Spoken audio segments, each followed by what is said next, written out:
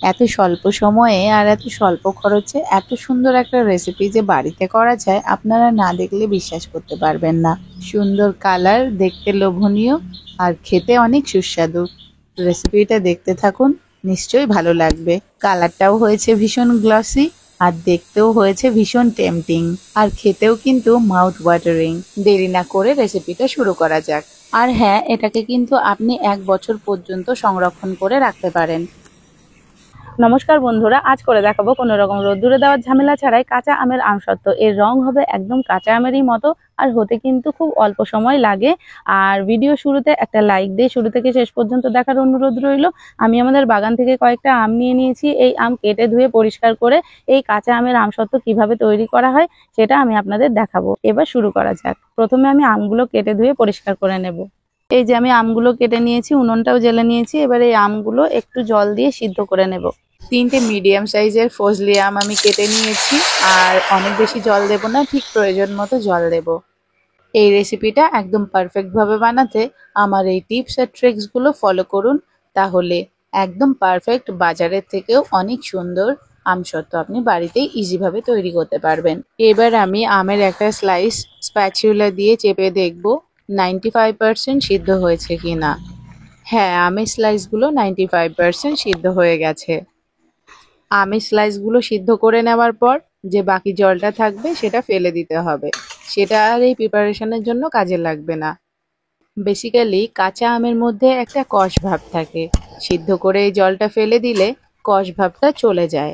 এবার আমের স্লাইসগুলো ঠান্ডা হয়ে গেলে সুন্দর করে মাডল করে নিতে হবে, যাতে আমের পাল্পটা সুন্দর করে বেরিয়ে আসে। আর আমি আমের পাল্পগুলো আলাদা করার জন্য ছোট্ট একটা নেটের ঝুড়ি নিয়ে নিয়েছি। আপনারা চাইলে নেটের অন্য কোনো পাত্রও নিয়ে নিতে পারেন। আমের এই বেঁচে যাওয়া ফাইবার বা বারগুলো ফেলে দেব। আমের পাল্প বা ম্যাঙ্গো পাল্পটা আলাদা করে নিয়েছি। এবার শুরু করব আমসত্ত্ব তৈরির প্রসেস। না তেল না জল, সিম্পলি একটা কড়াই গরম করে এই পাল্পটা কড়াইয়ের মধ্যে দিয়ে দিতে হবে। এখানে 250 গ্রামস মেজারিং কাপে 200 গ্রামস চিনি আমি এখানে অ্যাড করব। মাত্র 3টে আমের জন্য 200 গ্রাম চিনি আমি দিয়ে দিলাম। 1 চা চামচ কর্নফ্লাওয়ার সামান্য একটু জলে গুলে আমের পাল্পের মধ্যে দিয়ে দেব। এটা দিলে আমসত্ত্ব অনেক বেশি নরম আর তুলতুলে হবে, খেতে কিন্তু অনেক ভালো লাগবে, মুখের মধ্যে মিলিয়ে যাবে। এবার অ্যাড করে দেব সবুজ রঙের ফুড কালার। আমি 3টে আমের জন্য মাত্র 4 ফোঁটা ফুড কালার ইউজ করব। এখানে একটা কথা বলে রাখি, ফুড কালার বা কর্নফ্লাওয়ার দুটোই কিন্তু অপশনাল। কেউ না চাইলে না দিতে পারে, এর জন্য টেস্টের কোনো হেরফের হবে না। ফুড কালার দিতেই কিন্তু একদম সবুজ রঙের হয়ে গেছে। ফুড কালারটা না দিলেও কোনো ক্ষতি নেই, আমি দিয়েছি দেখতে ভালো লাগার কারণে। চিনিগুলো মেল্ট হয়ে ডিজলভ হয়ে যাওয়ার পর কর্নফ্লাওয়ারের মিশ্রণটা দিয়েছি, তারপর দিয়েছি ফুড কালার। সমানে নাড়াচাড়া করতে হবে, উনুনের আঁচ কিন্তু মিডিয়াম রেখে। এই মিশ্রণটাকে কন্টিনিউয়াসলি নাড়াচাড়া করতে হবে, না হলে নিচে লেগে যাবে আর আমসত্ত্বর মধ্যে কিন্তু পাল্প বা গোটা থেকে যাবে। মিশ্রণটা যখন নাড়তে নাড়তে কড়াই থেকে একদম সেপারেট হয়ে যাবে, কিন্তু স্প্যাচুলা থেকে পড়তে চাইবে না, আঠালো হয়ে লেগে থাকবে, ঠিক সেই সময় বুঝতে হবে আমসত্ত্বর ব্যাটারটা একদম রেডি হয়ে গেছে। আমসত্ত্বর বেসটা রেডি হয়ে গেছে। এবার একটা থালার মধ্যে সামান্য একটু তেল গ্রিস করে এর ওপরে বেসটা দিয়ে দেব। তারপর সুন্দর করে এদিক ওদিক নাড়াচাড়া করে এটাকে পাতলা করে নেব। খুন্তি বা স্প্যাচুলা দিয়ে এটাকে স্প্রেড করা যাবে না, তাহলে উপরের মসৃণ ভাবটা নষ্ট হয়ে যাবে। দেখে নিশ্চয়ই আন্দাজ করতে পারছেন কতটা আঠালো হয়েছে। আমি থালাটাকে উপর করে দেখিয়ে দিলাম, তবুও কিন্তু ঝরে পড়লো না বা গড়িয়ে পড়লো না। আমসত্ত্বর থালাটা সুন্দর করে ঠান্ডা হয়ে গেলে 4-5 ঘন্টা পর আমি এগুলোকে কেটে স্লাইস করে তুলে নিয়েছি। এইবার দেখুন আমসত্ত্বগুলো কতটা লোভনীয় হয়েছে, একদম নরম সফট হয়েছে দেখুন, আর একদম কাঁচা আমের মতোই রংটা হয়েছে।